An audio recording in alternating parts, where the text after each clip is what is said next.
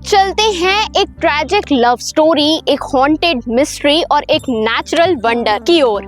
आप सोच रहे होंगे ना तीनों चीजें एक साथ, भला वो कहाँ? बताती हूँ।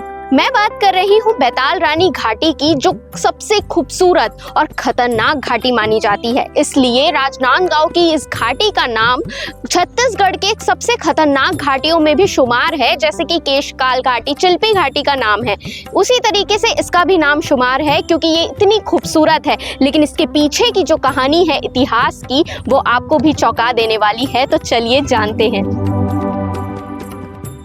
राजनांदगांव जिले के छुई खदान ब्लॉक में घने जंगलों और गहरी खाइयों के बीच से होकर जाती ये सड़कें 3 किलोमीटर के भीतर करीब 16 से 17 जानलेवा मोड़ लिए हुए हैं।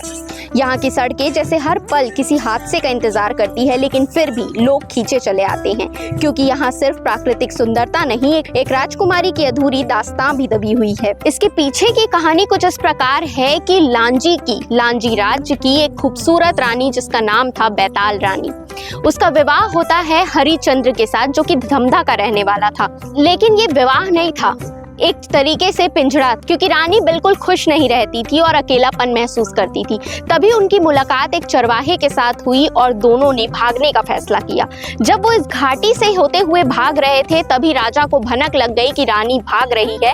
तभी वो तलवार लेकर आए और उन्होंने रानी को काट डाला 3 टुकड़ों में। तभी से 3 टुकड़े जो है वो पत्थर में बदल गए, एक के ऊपर एक, और इसलिए ये कहलाया बैताल रानी घाटी, जहाँ पे आज भी मंदिर आप देख सकते हैं। लोग कहते हैं कि अभी भी महसूस होता है इस घाटी में बैताल रानी का होना, और तो और कुछ आवाजें भी सुनाई आती है।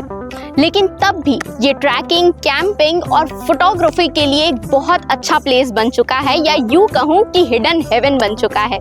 तो क्या आप भी यहाँ जाना पसंद करेंगे? कमेंट करके जरूर बताइएगा। और वीडियो अच्छी लगी हो तो लाइक करें। हमारे चैनल सीजी भास्कर को फॉलो और सब्सक्राइब करना बिल्कुल ना भूलें।